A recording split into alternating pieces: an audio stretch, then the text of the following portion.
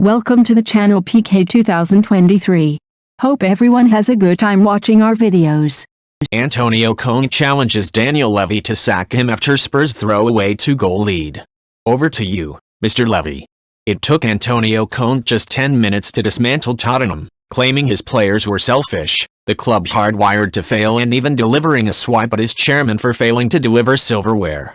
Now, how Levy reacts in the coming hours and days ahead is likely to determine the path of this club for the years ahead, with little doubt that this was a clear challenge.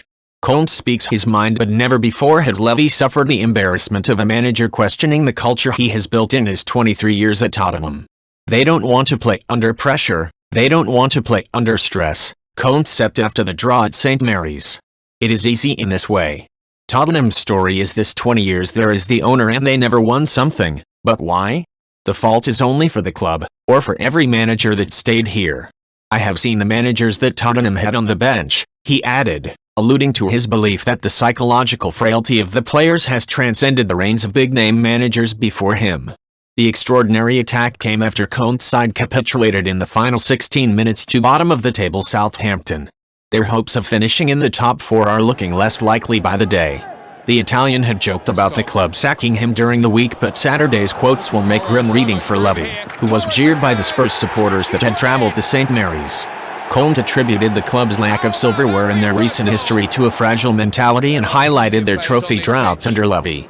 It could yet end with the former Chelsea manager being relieved of his duties. Until now I've tried to hide the situation, but now, no. I see selfish players. I see players that don't want to help each other, who don't have the heart, Conte said. Asked about the impact of his own uncertain future on the team's performances, the Italian immediately shut down the questioning, accusing a reporter of trying to find another alibi, an excuse for the players.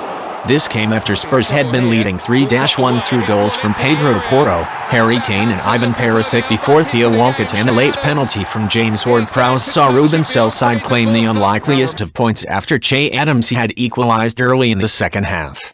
Despite the 2-goal cushion they had going into the final stages, Conte's side had never looked assured. In conceding the first two of Southampton's goals they looked sluggish. Perisic and Clement Lenglet failed to track Walcott's run for the first, and Sekamar easily outjumped Oliver Skip to set up the second.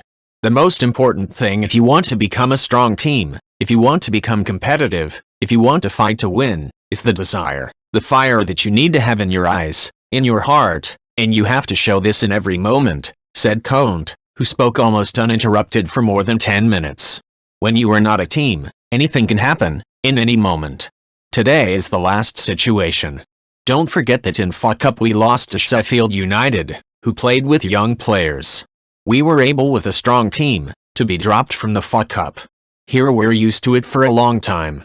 The club has the responsibility for the transfer market. Every coach that stayed here has the responsibility. And the players? The players? Where are the players? He asked incredulously.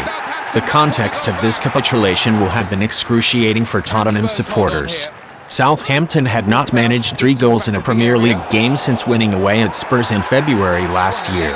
They were the joint lowest scorers in the league before this fixture and lost both of their central defenders to injury in the first half. They had also had less time to prepare, having lost to Brentford at St. Mary's on Wednesday evening.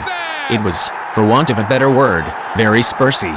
Southampton claimed a point after being awarded a penalty when Simon Hooper adjudged Papassar to have fouled Ainsley Maitland-Niles on the edge of the box. VAR agreed. Conte did not, and Ward-Prowse scored powerfully into the top right corner.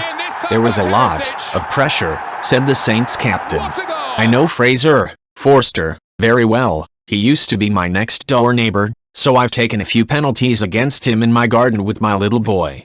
You have to have belief. We're in the mix and we have to be positive and look up the table, he added of Southampton's hopes of avoiding the drop. It feels great, I'm very proud, said Sels.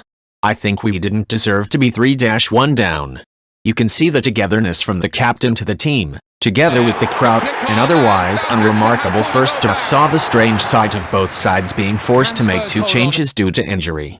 Southampton lost Armel Bella-Kotchap and Jan Bednarek to shoulder and rib injuries that required hospital treatment after the game.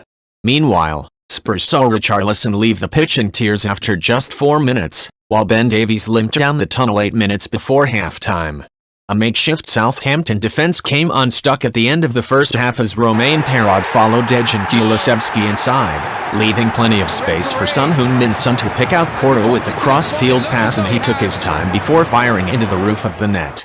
The equalizer was a simple goal made by Romeo Lavia picking out Walcott's run, and he squared for Adams to toe in the ball into the corner. Southampton's home form is dismal, and they were trailing again when Kulusevski, Spurs' best player on the day, came in off the right and crossed to the far post, where Kane ghosted between Maitland-Niles and Kyle Walker-Peters to become the first player to score 9-headed goals in a Premier League season since Duncan Ferguson in 1998. Perisic then celebrated his goal, a shot down into the ground and beyond Gavin Bazunu, with the nonchalance of a player who presumed that the day's work had been completed, and of course, it ought to have been. But 3 minutes later Southampton were back in it when Ward-Prowse crossed to the far post, where Sekamara rose to nod it back across for Walcott to a side-foot home. Then the most improbable of comebacks was complete when Sarr brought down Maitland-Niles on the edge of the box and Ward-Prowse scored against former teammate Forster. Southampton will have to hope it is not too little, too late. Thank you for watching our video. Please subscribe channel, comment and sharing our videos.